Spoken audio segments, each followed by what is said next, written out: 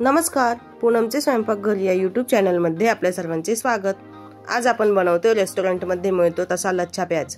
चला तर मग रेसिपीला सुरुवात करूयात। इथे आपण 3 प्रकारचा लच्छा प्याज बनवतोय।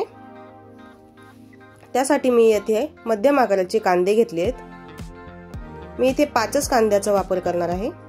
हे कांदे आपल्याला अशा प्रकारे कापून घ्यायचे आहेत। त्याची साल काढून एक लेयर काढून घ्यायचा आहे। मध्ये थोडासा कट दिला की वरची लेयर पटकन निघते।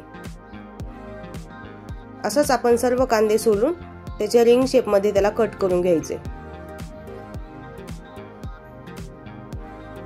आता आपल्याला हे छान बारीक कापून घ्यायचे, म्हणजे पातळ स्लाइस करून घ्यायचे त्याचे, आणि प्रत्येक कांदा मोकळा करून घ्यायचा आहे।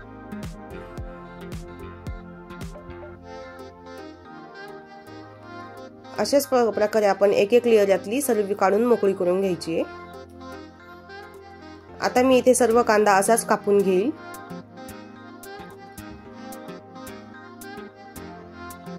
आपला सर्व कांदा कापून झालाय। आता आपण हा कांदा थंड पाण्यामध्ये ठेवायचा आहे। इथे मी बर्फाचं पाणी घेतलंय आणि बर्फ पण घेतलाय। त्यामध्ये आपल्याला साधारणपणे 10 ते 15 मिनिटे हा कांदा भिजू द्यायचा आहे। त्यामुळे आपला कांदा खूप वेळासाठी कुरकुरीत राहतो, लूज पडत नाही। आपला कांदा पूर्ण बुडेल इतपत आपल्याला याला पाणी घालून घ्यायचंय, आणि यामध्ये मी 7 ते 8 बर्फाचे तुकडे घालून घेतलेत।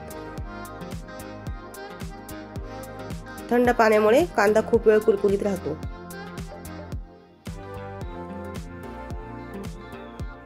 आता साधारणपणे 10 मिनिटांनंतर मी इथे 3 बाउल घेतलेत। त्यातील एका बाउल मध्ये आपल्याला चाट मसाला घालून घ्यायचा आहे।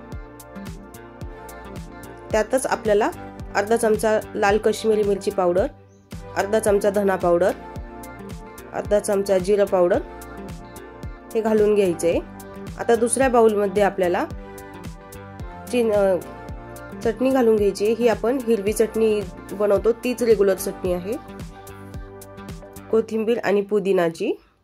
आता तिसऱ्या बाउल मध्ये आपल्याला फेटून घेतलेलं दही घालून घ्यायचे।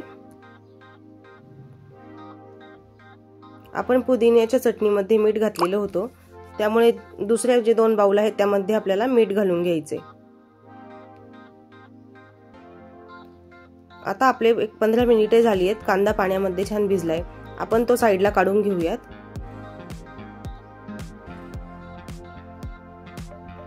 कांद्यातील पाणी पूर्णपणे निथळून आपल्याला ते बाजूला काढून घ्यायचे। इथे मी एका प्लेट मध्ये सर्व कांदा काढून घेतलाय।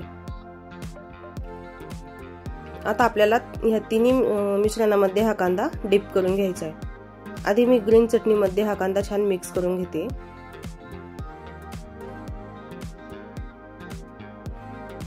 अशा प्रकारे आपल्याला हा कांदा छान सगळ्या कोट करून घ्यायचा आहे।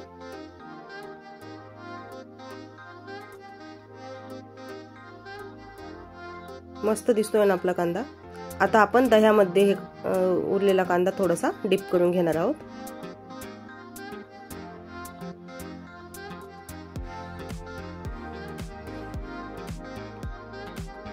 अशाच प्रकारे कांद्याला पूर्ण दही लागेल असं आपल्याला मिक्स करून घ्यायचे। आता आपले 2 प्रकारचा कांदा तयार झालाय। आता आपला जो लास्ट बाउल शिल्लक आहे त्यामध्ये आपल्याला उरलेला सर्व कांदा घालून घ्यायचा आहे। आता यामध्येच आपल्याला थोडीशी कोथिंबीर घालून घ्यायची आहे आणि लिंबू पिळून घ्यायचे, आणि हे पण आपल्याला आता छान मिक्स करून घ्यायचे। अशाच प्रकारे आपला लच्छा प्याज तयार झालाय। आजची रेसिपी कशी वाटली नक्की सांगा। चॅनलला लाईक करा, सबस्क्राईब करा आणि शेअर करा। आता आपण हा कांदा सर्व करण्यासाठी दुसऱ्या प्लेट मध्ये करून घेऊयात। आपले 3ही कांदे खूप छान प्रकारे सेट झालेत।